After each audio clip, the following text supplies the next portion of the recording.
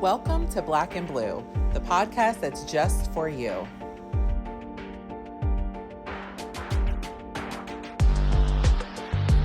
We bring solutions to everyday problems.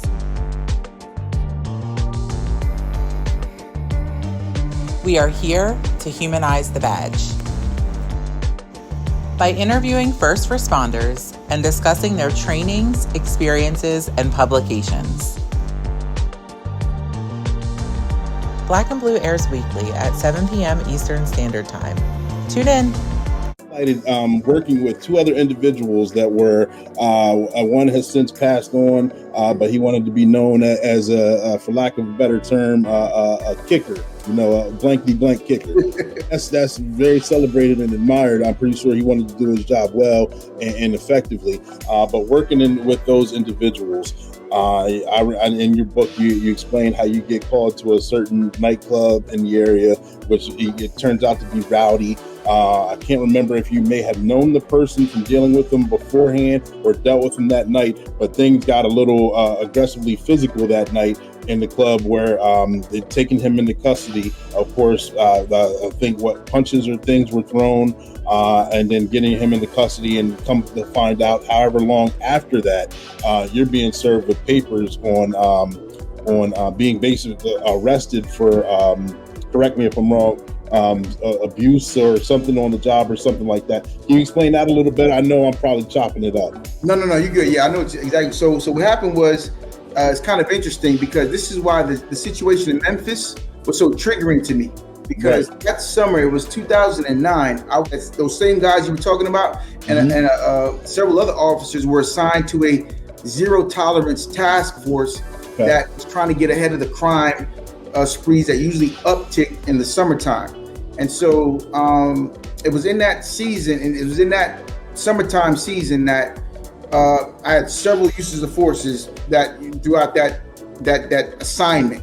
Mm-hmm. And use of forces to the point where people went to the hospital. I never killed anyone, but people ended up going to the hospital to get some medical attention. Mm-hmm. And this incident that you're speaking about was an extra duty assignment that those two officers called me in, said, "Hey man, we need you up here because man, we got these gangs from this town, that town. They all gonna be in one spot, and man, we need people up here that can handle business." I said, man, something told me not to go, I promise. But I said, I was like, these are my boys, we on a SWAT team together. I said, you know what, I'm gonna go. And I went, and the night was cool. Mm-hmm. Until like 20 minutes left in the party. Fight breaks out. Chairs flying, bottles busting. I mean, it was madness in there. And we did our best to break it up. But then there were people that were drunk and they wanted to swing on us and attack us. And then there was one guy that I had to take care of, and then his brother, which was a really big, heavy-set guy, was the other one that was interfering with the arrest. And then when I tried to arrest him, in the streets, you get this kind of like premonition where when people. It's like, when people look off and then punch you, it's like one of those kind of premonitions that I got that he was like finagling or trying to create. And so I tried to get him before he got me. And then we got into a tussle, and he ended up getting arrested for resist, obstruct, delay because he was delaying our ability to arrest his brother. And it was just pandemonium. Right. That wasn't an issue. That situation wasn't an issue. It brought attention, but it wasn't the issue. But the issue was when the SBI and FBI came in, several of the officers on the force mentioned to the SBI and the FBI, hey, you might want to look at these other use of forces he got involved in earlier in the summertime too. They weren't even there for that. But because so many of these other officers kept saying stuff, it created now an investigation into all these other use of forces that I ever been involved in my entire career. Gotcha. Now, the other thing was, from a political standpoint, I don't know, and I don't care either, but I was on the cusp of becoming sergeant. I was getting ready to get promoted, or my time was coming for promotion. And I believe that it was the effort of those who did not want to be supervised by somebody like me that they threw me under the bus in that way. Gotcha. And so after about, I was on administrative leave from August of 2009 until March of 2010. Mm-hmm. That's when I decided to resign. They offered me a severance package and I left. And I was still under investigation. So my theory was, well, if I leave, well, surely they'll throw this thing out, or they'll, it'll be no big deal.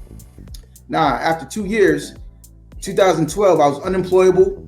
I couldn't find a job in law enforcement, and I couldn't find a job at like Food Line or some local supermarket or a gas station. Even I was right there. Nobody would hire me. I was overqualified for those jobs, and I was under investigation for the law enforcement gig. So no agency would hire me at this time. And so you talk about depression. Oh man, you talk about feeling low. And my last two boys, they were born, and so I was a stay-at-home dad for those 2 years, which was because I definitely developed a strong appreciation for womanhood in that time period, man, changing diapers and feeding them and whatnot while my wife went back to work. In 2012, around Christmas time, I get a knock at the door.